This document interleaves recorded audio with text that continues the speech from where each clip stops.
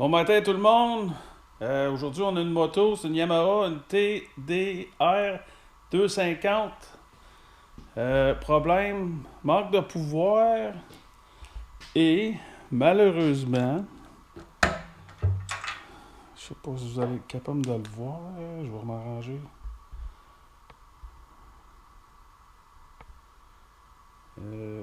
La rouille dans le réservoir de gaz, dans la tank à gaz.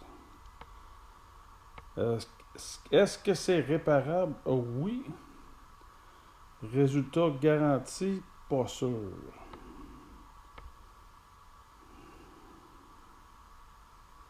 Je sais pas si vous le voyez. En tout cas, juste le tour est bien rouillé. Mais il y a une autre affaire qui m'intéresse un peu avec le manque de pouvoir. L'huile, on dirait qu'il y a de l'huile qui sort de l'exhaust là. Il me dit que ça venait du réservoir d'huile à deux temps quand il l'a rempli, qui est fort probable. Parce que ça, on regarde ça, ça a coulé. Donc, ça a coulé là. Mais, il y a une autre place, puis je vais lever la moto pour vous le montrer. Oh, je vais mettre ça de l'autre bord.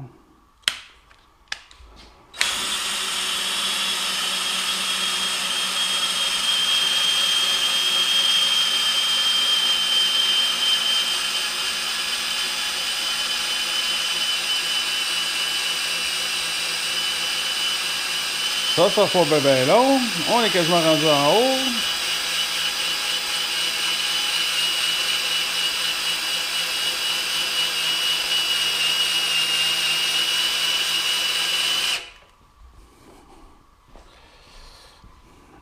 Et l'autre affaire que j'ai vue hier en défaisant, c'est le tas d'huile. Oh, pardon. Le tas d'huile qui est là à la sortie de la tête. Ça, c'est vraiment pas. Si ça vient de là, je serais bien surpris. Mais je vais enlever la bougie, je vais vérifier. Parce que si c'est ça, c'est probablement un injecteur à l'huile ou quelque chose d'autre, ou un autre problème interne. On va faire une coupe de test, puis on va voir. Parce que l'autre bord, il coule un petit peu.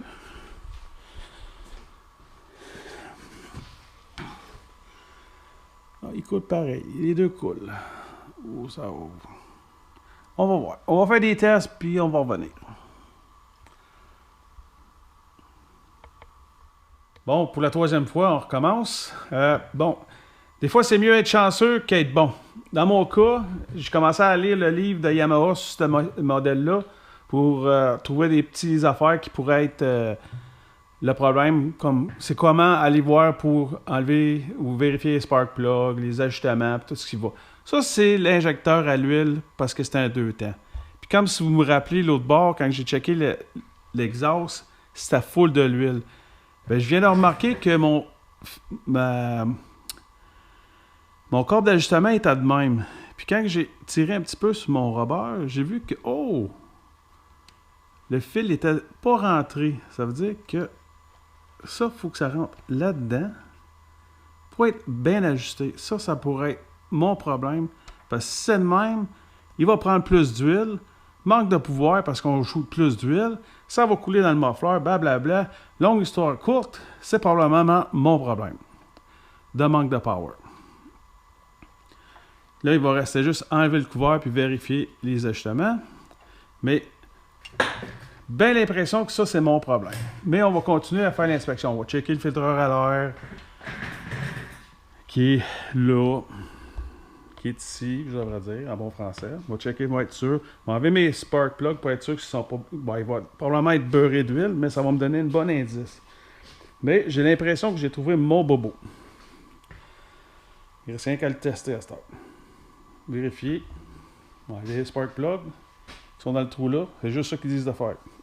Ça va être intéressant. Mais je vous reviens là-dessus. Bon, j'ai enlevé les vis pour le couvert de valve. On va aller voir en dessous, que ça a de l'air. Ok, je pense que. Ben, en tout cas, le filtreur à l'air, c'est pas une restriction parce qu'il y a un gros trou dedans. C'est pas une bonne chose. On dirait que ça fait un bout qui tire de l'air. Ça veut dire qu'il a tiré du sable. Encore une fois, c'est pas une bonne chose. On va faire qu'on vérifie avec une flashlight.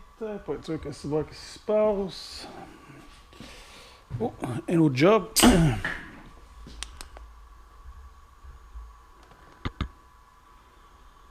Ouais. C'est pas beau, trop. C'est sale. Je pense pas que c'est ça mon gros problème. Mais le fait qu'il n'y ait pas de filtreur à l'air, ça aide pas. OK. Une affaire de moins. Une affaire qu'on sait qui ne causera pas. Ça, c'est sûr que ça n'a pas de restriction côté air. Ça a d'autres problèmes. Bon, ben, on va faire un test de compression. Mettre le gaz à full. Baisser sur le break. Ça, c'est le cylindre droite. OK, on a 100 livres.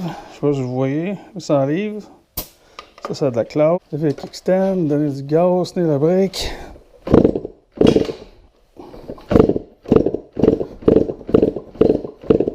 Oh boy, 25. On vient de trouver notre problème. Moteur sauté. Bon, ben après une couple d'heures de fouillage, puis d'ajustement, puis de testage, je réparerai pas le bicycle à fin de compte. Faut enlever le cylindre, checker les pistons. Du côté gauche, il n'y a pas de compression. Du bord-là, il y a 25 livres, comparé à l'autre qui a presque 100. Le moto a 32 ans. Monétairement, ça vaut peut-être pas la peine de le réparer, surtout quand c'est pas la mienne. Si ce serait la mienne, ce serait peut-être une autre histoire. Mais là, puis en sachant pas l'état du crank et tout ce qui va avec, ça pourrait coûter une beurrée, peut-être plus que la moto en tant que telle. Puis quand j'ai checké sur Yamaha, les pièces n'étaient pas disponibles, blablabla. Ça veut pas dire qu'on est capable de la réparer, la moto. C'est plate pour l'individu, mais des fois, il faut savoir quand arrêter et dire désolé, je suis pas capable. Et au lieu que ça me coûte de l'argent. Espérant que la prochaine job va mieux aller que celle-là, mais regarde. Damn the brakes, puis des choses qui arrivent. Merci.